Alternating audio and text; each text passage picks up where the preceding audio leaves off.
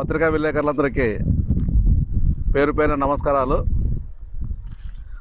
గత వారంలో కొన్ని మీడియా ద్వారా మేము కూడా చూసినాం కొన్ని విషయాలు. దాదాపుగా ఒక 27 సెంట్లు ఏదైతే అప్పట్లో 2006, 2007 ప్రాంతంలో వైఎస్ రాజశేఖర్ గారు సీఎంగా ఉన్నప్పుడు, అలాగే ఆ పీరియడ్లో కూడా అప్పట్లోనే నేను కూడా అప్పుడు కౌన్సిలరు.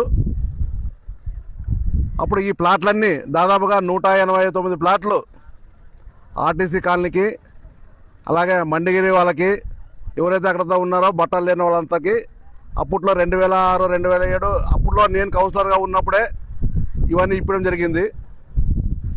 అప్పట్లో రోడ్లు కానీ లేఅవుట్లు కానీ అప్పట్లో ఏపిచ్చి దీని కరెంటు పోల్స్ కానీ అప్పుడు సాంబశివరెడ్డి గారు ఎమ్మెల్యే గారు ఉన్నారు.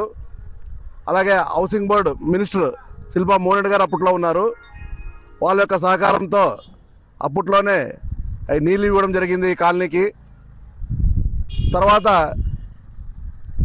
మరి కొన్ని కారణాల వల్ల 2009లో మా సాంబశివరెడ్డి గారు ఎప్పుడైతే 2050తో ఓడిపోయిన తర్వాత ఈ కాలనీ వాళ్ళు పట్టించుకోలేకపోయినప్పుడు, మరి తర్వాత 2019, 14లో మనం గెలిచిన తర్వాత, సాంబశివరెడ్డి గెలిచిన తర్వాత మళ్ళీ రోడ్లు కానీ అవన్నీ వేపించడం జరిగింది. వేపించిన తర్వాత మీరు చూస్తున్నారు ఎట్లా ఇండ్లు అయినాయో, మీరంతా కళ్ళారా చూస్తున్నారు. మరి ఇటువంటి పరిస్థితుల్లో ఈ కూటమి ప్రభుత్వంలో ఉన్న కొంతమంది నాయకులు ఎవరైతే ఉన్నారో వాళ్ళు దాదాపుగా 26 సెంట్ల నుండి 30 సెంట్ల వరకు, అది పబ్లిక్ ప్లేస్ ఇది.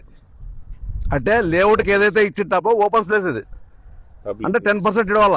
ఇప్పుడు 8 ఎకరాలు అంటే దాదాపుగా 40 సెంట్లు, 60, 70, 80 సెంట్లు ఓపెన్ ప్లేస్ ఇవ్వాలి. ఎందుకంటే ఫ్యూచర్లో ఏదన్నా స్కూల్ కావాలని కానీ, హాస్పిటల్ కావాలి కానీ, అంటే ప్రజల కోసమే ఇది చేసేది ఓపెన్ ప్లేస్లు. మరి అటువంటి ప్రాంతాల్లో కూడా మరి ఈరోజు కొంతమంది నాయకులు వచ్చి ఇప్పుడు ఎవరైతే కూటమిలో ఉన్నటువంటి వాళ్ళ అంటే గవర్నమెంట్ సపోర్ట్తో ఈరోజు లేఅవుట్ని, అంటే లేఅవుట్లో ఇచ్చిన పబ్లిక్ ప్లేస్లో కూడా ఈరోజు రాళ్ళు బాధినారంటే మళ్ళీ ఒకసారి మనమంతా గమనించాలా. ఈరోజు ఏదో రివేజ్ అంటారు, అదంటారు, ఇదంటారు. ఇప్పుడు ఎవరైతే ఇది కబ్జా చేసినారో దాన్ని రివేజ్ అంటారు. ఎప్పుడైతే ఒకసారి గవర్నమెంట్ ఒక లేఅవుట్ అయిన తర్వాత దాన్ని రివేజ్ లేఅవుట్ అనేది సాధ్యం కాదని పరిస్థితి. ఎందుకంటే మేము చూసినాం.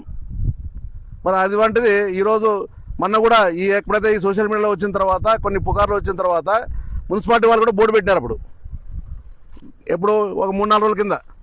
మరి ఇప్పుడు ఆ బోర్డు కూడా లేదు. ఇప్పుడు మున్సిపాలిటీ బోర్డు కూడా పేరుకేసినారు. యాక్చువల్లీ ఒక వాస్తవం చెప్తున్నాను, అప్పట్లో కౌన్సిల్లో కూడా తీర్మానం చేసినాం దీన్ని. కరెంటు పోల్స్ అయితేనేమి, తర్వాత ఈ వాటర్ అయితేనేమి, అప్పుడు ఓవర్ ట్యాంక్ ఉండలే. అప్పుడు దీనికి దాదాపుగా అప్పుడు 8 లక్షలు సపరేట్ ఆ రైల్వే గేట్ కింద నుండి సపరేట్ లైన్ తీసుకొని ఆ ఇండ్లు కట్టాకని చెప్పి అప్పుడు 8 లక్షలు దాంతో ఇండ్లకు కూడా కనెక్షన్ ఇచ్చినాం. అప్పుడు అంటే only for construction of houses అప్పుడు ఇచ్చింది మనం.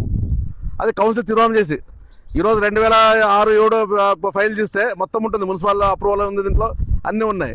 మరి అటువంటి ప్లేసుల్లో మరి చాలామంది వచ్చి ఇది కబ్జా చేయడము, దాన్ని మేము ఇది చేసుకుంటున్నామని చెప్పి రావడము, ఇవన్నీ మంచి పరిస్థితి కాదు. ఎందుకంటే కాలనీ వాసులు కూడా ఆ రోజు అడ్డుపడ్డారు. వాళ్ళకి ఎవరైతే ఆ రోజు జేసీబీ వాళ్ళు తెచ్చి అవన్నీ తెచ్చి క్లీన్ చేస్తే కూడా ఆ రోజు కాలనీ వాళ్ళు కూడా అడ్డుపడ్డారు దీని గురించి. ఇదేదో ఇది ఓపెన్ ప్లేస్ అని చెప్పి. కాబట్టి దీన్ని దృష్టిలో పెట్టుకొని మరి రాబో రోజుల్లో ఇటువంటివి జరగకూడదు. దాన్ని నేను ఒకటే చెప్తాను, ఇప్పుడున్న ఎమ్మెల్యేకి ఏదన్నా ఒక లేఅవుట్ ఏదైనా కబ్జా చేస్తే ఇమ్మీడియట్ పోతాడు దీనికి, ప్రైవేట్ లేఅవుట్ అయితే కన్నా. మళ్ళీ ఈరోజు గవర్నమెంట్ ఇచ్చిన లేఅవుట్కి ఇంత రాద్యాంతమైనప్పుడు మరి ఎమ్మెల్యే గారు ఎందుకని ఇక్కడ రావడంలే? ఒకసారి పార్సారథి గారు కూడా చూడాలి. ఇది ఆ ఫైల్స్ తెప్పించి, మున్సిపాలిటీ ఫైల్స్ తెప్పించి ఆ ఓపెన్ ప్లేస్ ఎక్కడ ఉంది ఏమనేది. ఎందుకు కానీ ఇది రాళ్ళు కూడా బాధినారు. ఇప్పుడు మీరు చూస్తున్నాం, ఈ రాళ్ళు కూడా బాధినారు. అప్పుడు ఆల్రెడీ అంటే దాదాపుగా 16-17 మందికి 1.5 సెంట్ల లెక్క రాళ్ళు కూడా బాదుకున్నారు వాళ్ళు. మరి దీనికి ఎమ్మెల్యే గారికి కనపడడం లేదా? ఇది ఇప్పుడుండే ప్రజెంట్ ఎమ్మెల్యే గారికి ఏదో ప్రైవేట్ ల్యాండ్లో ఏదో వాళ్ళ సొంత ఖర్చులతో వాళ్ళు వేస్తున్నటువంటి పట్టాలు వాళ్ళు ఏదో వేస్తున్నట్టు చేస్తే ఆడిపోతాడు. కానీ మరి ఇక్కడికి ఎందుకు రావట్లే?